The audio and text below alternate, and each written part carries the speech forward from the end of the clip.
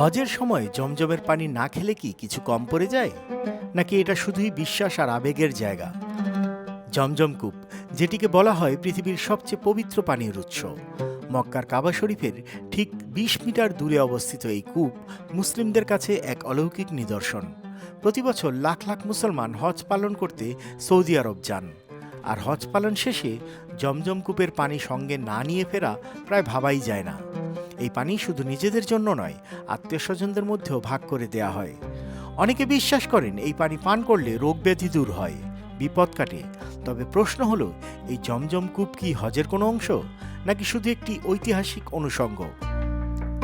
বাংলাদেশ ইসলামী আরবি বিশ্ববিদ্যালয়ের উপাচার্য ডক্টর মোহাম্মদ আব্দুর রশিদ বলেন, জমজম পানি হজের কোনো ফরজ বা ওয়াজিব নয়, এটা কেবল হজের সময়কার একটা আধ্যাত্মিক অনুষঙ্গ।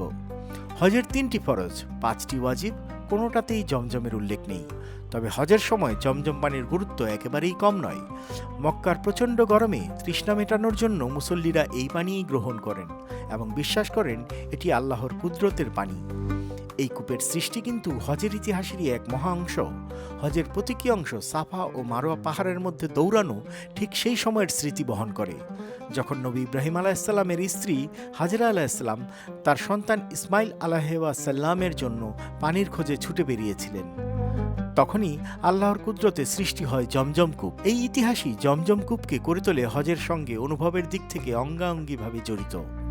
যদিও এটি হজের ফরজ বা ওয়াজিব নয়, তবুও হাজার হাজার বছর ধরে মুসলিমদের হৃদয়ে জমজমের পানি রয়েছে এক পবিত্র অলৌকিক প্রতীক হিসেবে।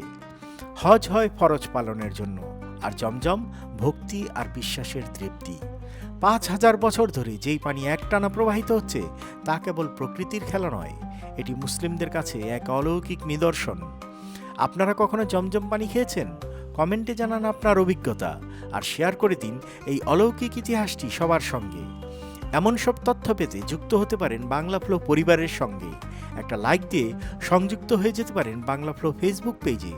সাবস্ক্রাইব করে যুক্ত হতে পারেন ইউটিউবেও।